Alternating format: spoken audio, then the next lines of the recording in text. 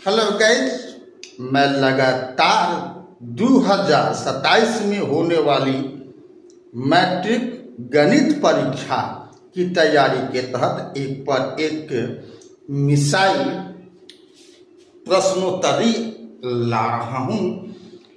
Objective सवाल के बाद सब्जेक्टिव सवाल 2 नंबर का बता रहा हूँ, जहाँ 2022 से 2026 तक का पूछा हुआ A to Z सवाल बता रहा हूँ। तो अभी ज्यामिति से आज वीडियो ये 2 बता रहा हूँ, जो 2023 में पूछा हुआ है। 22 का सवाल मैं कल के वीडियो में दिया हूँ। आज 22 का सवाल दोनों पाली का दूंगा, कल फिर 23 का दूंगा, 24 का दूंगा, 23 का तो आगे दे रहा हूँ। इसके बाद क्रमशः 26 तक का दूंगा। तो क्वेश्चन नंबर 1 है, जो प्रथम पाली में पूछे हुए हैं। एक समांतर चतुर्भुज ए बी सी डी की भुजा एडी को एडी के बंधे भाग पर ई एक बिंदु है एवं बीई सीडी को एफ पर प्रतिच्छेद करता है। दिखाएं कि ए बी ई एवं त्रिभुज सी एफ बी समरूप है। तो ए बी सी डी एक समांतर चतुर्भुज है और इसकी एडी भुजा ई तक बढ़ी हुई है। बीई को मिला दिए तो बीई जो है सी डी को एफ पर काट रहा है। तो सिद्ध करना है कि त्रिभुज ए बी ई ये बड़का त्रिभुज इस त्रिभुज के यानी बी सी एफ बी के समरूप होगा। तो समांतर चतुर्भुज का आमने सामने का भुजा समांतर होता है, और जब दो समांतर भुजाओं को कोई तीसरी तिरछेदी रेखा अगर प्रतिच्छेद करती है तो एकांतर कोण समान होता है। यहाँ पर ये कोण जो हुआ बी और ये कोण जो हुआ ई, वो क्या हुआ, बराबर हुआ। तो वही लिखा हमने, कोण ए ई एफ बराबर कोण एफ बी सी, एकांतर कोण होने से। दूसरा, अब ये कोण और इस कोण की बात करें, बड़का त्रिभुज में ये कोण और छोटका त्रिभुज में ये कोण। तो कोण बी सी एफ, कोण बी सी एफ यानी कोण सी हुआ, और कोण ए ये कोण समूह कोण है। तो समांतर चतुर्भुज में समूह कोण समान होते हैं। तो कोण ए है बी सी एफ बराबर कोण बी ई हो बी ए ई हो गया। तो इस त्रिभुज का और इस त्रिभुज में दो कोण आपस में बराबर हो गया, तो तीसरा कोण ऑटोमेटिक बराबर हो जाता है। तो समरूपता का 5 नियम में से एक नियम है कि अगर दो कोण बराबर हो जाए दो त्रिभुज का, तो दोनों त्रिभुज परस्पर क्या होंगे, समरूप होंगे। तो वही लिखा हमने, इसलिए ए समरूपता से त्रिभुज ए बी ई समरूप त्रिभुज सी एफ बी प्रूव्ड हो गया। देखने में क्वेश्चन लंबा है और कितनी आसानी में हो गई। अगला क्वेश्चन देखते हैं। सवाल नंबर 2 है, अष्टपाली का यदि दो समरूप त्रिभुजों के क्षेत्रफल बराबर हो तो सिद्ध करें कि ये त्रिभुज सर्वानुसम होते हैं। तो प्रश्न में दिया हुआ कि दो त्रिभुज कैसा है, समरूप है। तो त्रिभुज माना कि त्रिभुज ए बी सी समरूप त्रिभुज पी क्यू आर, और जब दो त्रिभुज समरूप था तो उसके भुजाएं क्या होते हैं, आनुपातिक होते हैं। इसलिए ए बी बटा में पी क्यू बराबर बी सी बटा में क्यू आर बराबर ए सी बटा में पी आर। ठीक है। पुनः हम क्या जानते हैं कि दो समरूप त्रिभुजों के क्षेत्रफलों का अनुपात ए बी स्क्वायर बटा में पी क्यू स्क्वायर, दो समरूप त्रिभुजों के क्षेत्रफलों का अनुपात उनकी संगत भुजाओं के वर्गों के अनुपात के बराबर होती है।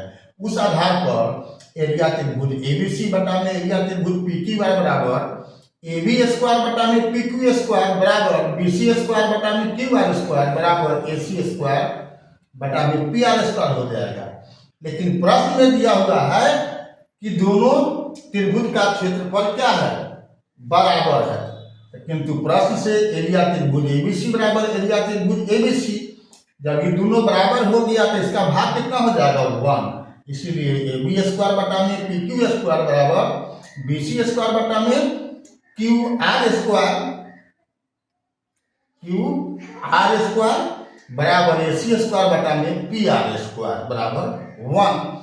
तो 1 के बराबर होगा तो ए बी स्क्वायर बटा में पी क्यू स्क्वायर बराबर 1, तो क्या हो जाएगा ए बी स्क्वायर बटा में ए बी स्क्वायर बराबर पी क्यू स्क्वायर, उससे क्या हो जाएगा ए बी बराबर पी क्यू हो जाएगा। और बी सी स्क्वायर बटा में क्यू आर स्क्वायर बराबर 1 से बी सी बराबर क्यू आर हो जाएगा। और ए सी स्क्वायर बटा में पी स्क्वायर बराबर 1 से ए सी बराबर हो जाएगा पी आर के। तो किसी त्रिभुज में तीनों भुजाएं संगत भुजाएं आपस में बराबर होता है तो क्या हुआ एस नियम से त्रिभुज ए बी सी सर्वांगसम हो गया। त्रिभुज ए बी सी सर्वांगसम त्रिभुज पी क्यू आर प्रूव हो गया। यही सिद्ध करना था। तो अगला क्वेश्चन देखते हैं क्या है। सवाल नंबर 3 है जो फर्स्ट पाली में 23 में पूछे हुए हैं। किसी वृत्त के केंद्र O पर उसकी जीवा क्यू आर 130 डिग्री का कोण बनाती है। Q और R पर की स्पर्श रेखा बिंदु P पर मिलती है। कोण QPR की माप बताएं। तो आप जानते हो त्रिज्या स्पर्श रेखा के स्पर्श बिंदु पर लंब होती है। ये पूरा कोण हो जाएगा 90, ये पूरा कोण हो जाएगा 90।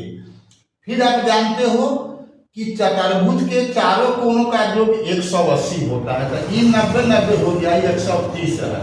तो ये मिलके ये 90 90 पूर गया 180 90 90 मिल करके, तो ये दोनों भी होगा 180 तो 130 है तो कितना होगा 50। तो वही लिखा हमने कोण पी क्यू आर बराबर कोण पी आर ओ बराबर 90 डिग्री, क्योंकि त्रिज्या स्पर्श रेखा के स्पर्श बिंदु पर लंब होती है। इसीलिए कोण क्यू पी आर क्या हो जाए 360 घटाव 90 घटाव 90 घटाव 130 बराबर 50 डिग्री, क्योंकि चतुर्भुज के चारों कोणों का योग 360 डिग्री होता है। हो गया ये सवाल। तो फर्स्ट पाली का तीनों सवाल हो गया। अब देखते हैं सेकेंड पाली में 23 का क्या क्वेश्चन पूछे हुए है ज्यामिति में।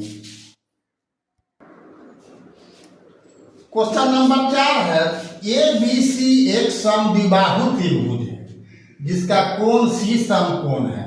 सिद्ध करें कि ए बी स्क्वायर बराबर 2AC स्क्वायर। तो समकोण त्रिभुज में कोण सी समकोण है। समकोण के सामने का भुजा कर्ण होता है और कर्ण सबसे बड़ी भुजा होती है। तीन भुजा में लंब कर्ण आधार होता है, तो कर्ण सबसे बड़ा भुजा होता है, यानी उसके बराबर कोई भुजा हो नहीं सकता है। तो यहाँ दिया हुआ है कि यह समकोण समद्विबाहु त्रिभुज है, यानी दो भुजा बराबर है। तो कर्ण तो कतई बराबर नहीं होगा। बराबर कौन होगा AC और BC। वही लिखे हमने यहाँ कोण C बराबर समकोण है, इसलिए AB कर्ण होगा एवं AC बराबर BC। फर्स्ट ठीक है।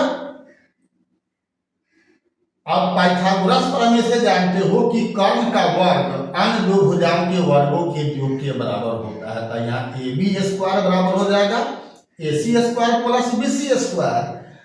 और आपको यहाँ AC बराबर BC समीकरण 1 में है, तो BC के जगह पर AC लिख देंगे, इसलिए कि हमको सिद्ध करना है AB स्क्वायर बराबर 2AC स्क्वायर। तो AC square plus AC square बराबर 2AC स्क्वायर, तो हो गया AB स्क्वायर बराबर 2AC स्क्वायर। हो सकता है कि अगला परीक्षा में AB स्क्वायर बराबर